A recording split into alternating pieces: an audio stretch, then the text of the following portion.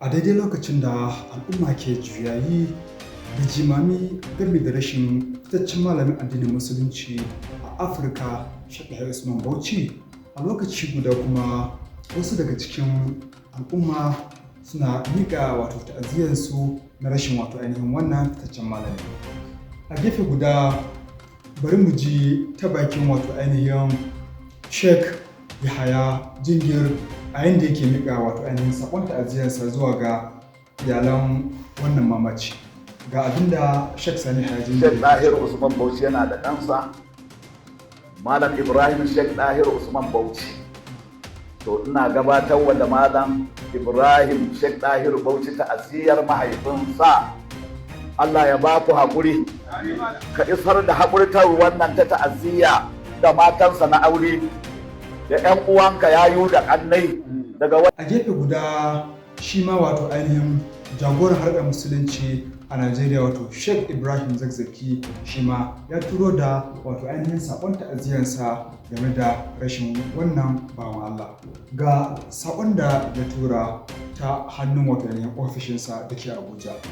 A gefe guda kuma ainihin shugaban Izala a Najeriya Abdullahi Balalau shi ma ya turo da nasa saƙon ta'aziyya ɗin yadda yake jajantawa ainihin da rashin wannan fitaccen malami a haɗin wannan nahiya ta mu ta Afirka. Ita kuma ainihin ƙungiyar Kiristoci a Najeriya kan ta turo da ita ma nata saƙon ta'aziyya da take jajantawa dukkan al'ummar musulmi na rashin wannan fitaccen malami Sheikh Usman Bauchi, tare da iyalansa suna fatan Allah ta'ala ya jikansa kamar yadda suka tura da wannan sako nasu, kamar yadda kuke gani a yanzu. Bayan wannan ɗimbin saƙonni na ta'aziyya game da jajantawa da al'ummar duniya suke turawa na rashin wannan fitaccen malami, a gefe guda kuma wasu da ake gani kamar malamai masu faɗa a ji su ma sun tura da wasu saƙonni irin nasu wanda al'umma suke musu suke ta Allah wadai da irin waɗannan kalmomi da suke amfani da shi a wannan lokaci.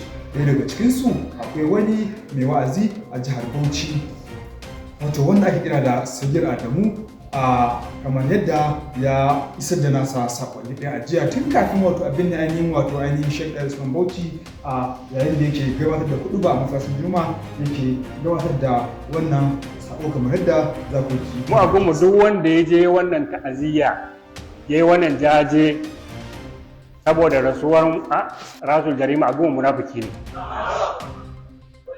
Ko ba ahlus sunna bane.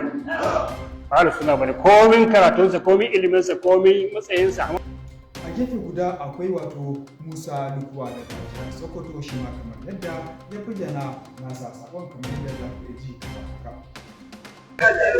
Kuma kana ahlu sunna kace Allah ya gafarta mishi, Allah ya gafarta ma wanda adda abin da ya alqur'ani.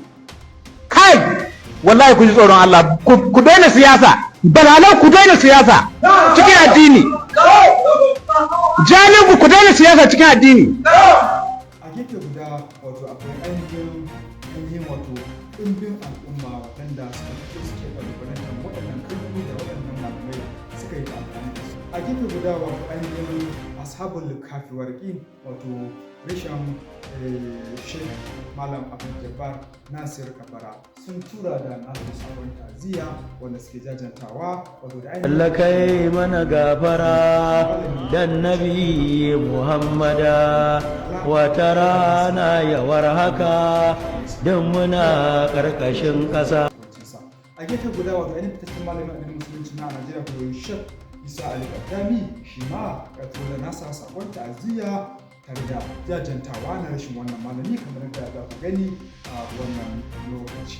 A gefe guda ainihin Sheikh Nasir Kabara shi ma ya turo da nasa sakon ta'aziyya na rashin wannan fitaccen malami Sheikh Dahiru Usman.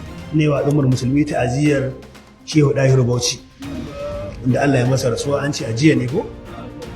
Yau da asuba ne, yau Allah ya masa rasuwa, Allah ya gafarta masa, Allah ya yafe masa. Hidimar da yau addini Allah ya saka mata alkhairi. Wannan bawan Allah.